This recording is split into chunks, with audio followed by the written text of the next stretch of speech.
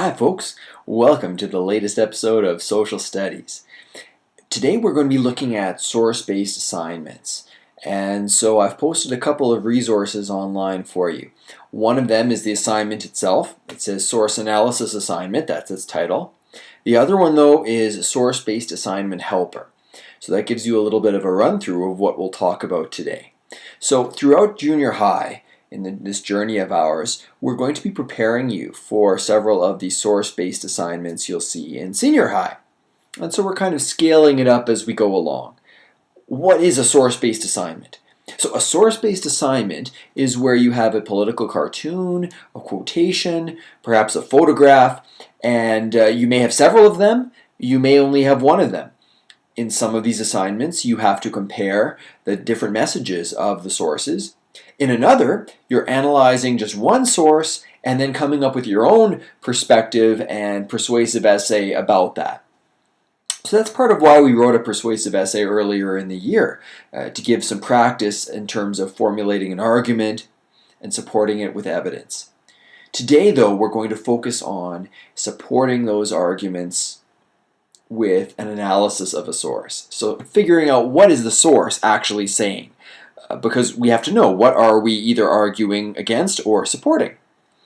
Okay, so you'll see that there is an example source in the helper that I gave you. There's also a different source in the assignment that you'll be doing. We're going to use a different source entirely. Now, I didn't want to have to show you a computer image of another computer monitor, and my printer is sadly out of ink, so I just wrote a quotation here for you. We must assimilate the Aboriginals, by Sir John A. Macdonald. Now, he may not have said it quite in these words, but he did use that word assimilation. That was one of their big goals. So I'm thinking that his family probably won't sue me for taking some liberties with that quote.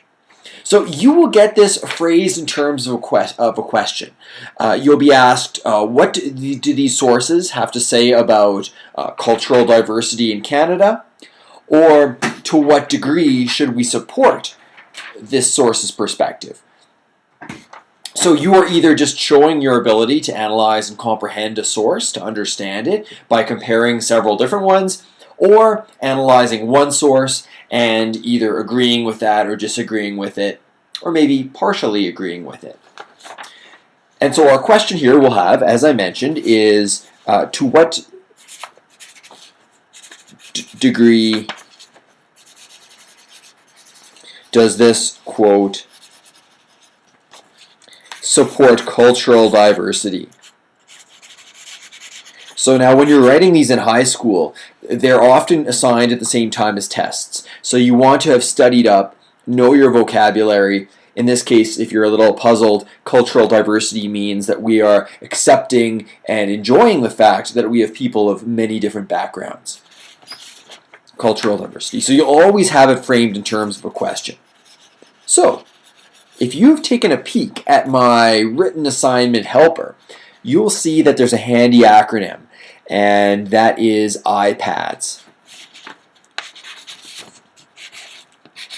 I don't use an iPad myself. I'm not into that newfangled technology. Good old flip phone does the trick for me.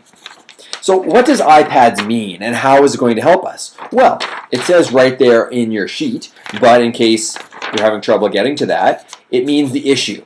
So what is the issue? Well, that's hinted to us just a little bit about this cultural diversity in the question. But specifically, what is at stake here? What part of cultural diversity are we speaking about? And in this case, John A. Macdonald, the issue he has is that they want to have society all united with assimilation. So the issue here is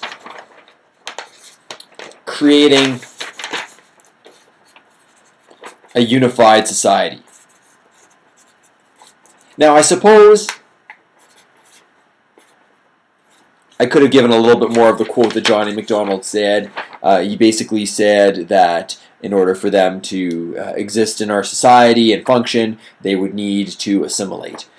So perhaps could have been a little bit longer, but you'll have enough to work on in your actual assignment and the practice one. Okay, our second, the P in iPads, means perspective. So a perspective is, what is exactly a perspective? You could talk about different perspectives of viewing something. For example, the bird's eye perspective. So if you want to get the bird's eye perspective of my floor, my office floor here, let's take a look. Oh yeah, see, I've got a bunch of old students' assignments down here, some old Christmas bags. That's kind of embarrassing. Okay, you could also see the ceiling. Take a look. It's a different perspective. Ooh, changed that light bulb myself. That's right, I'm just that tall. Okay, but a perspective in this case, just like how we see things differently, is a point of view, very much just like an opinion. So what is John A. Macdonald's opinion on cultural diversity? In this case, he is against cultural diversity, correct? He wants everyone to be British. He himself was Scottish, born and raised. Okay. Well, he was fairly young when they came to Canada. I think he was before he was 20. His family moved. Gosh, I feel put on the spot here. Should have read up on his biography. Speaking of which, if you know something about the speaker, in this case John A. Macdonald, you can put that in there. You can say, I know this about John A. Macdonald. Here's what he did. In some of the sources, especially with political cartoons, you won't know who they are. Usually the political cartoonists themselves aren't really that famous, so you may or may not be able to draw on that, knowing who the speaker was. Okay, the A and the D, this means, in the iPads, means who agrees or who disagrees with this source. Now, of course, in this case, we know John A. Macdonald, so you could talk a little bit about, well, what did he do? What did he actually do that reflected that perspective? You could talk about other people too. You could say, well, hey, at this time in the 19th century, identifying the time is very useful. A lot of people of British origin would have wanted to live in a comfortable kind of copy of Britain, and they may have supported this.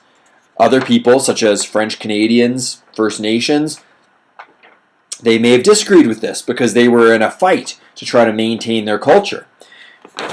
So this iPads, by the way, is very much a planning guide. So in a situation in high school, you'll actually have about 90 minutes to write this. And some people just want to get right into the writing, but you need to take some time to plan. Taking 10 minutes to make an outline and a plan will save you time in the long run. So this iPads is pretty much quickly jot down, who agrees, who disagrees, and that gives you a focal point to know where you're going with your essay. Right? It's like you want to take 10 minutes to just look at a map of somewhere before you actually go driving there.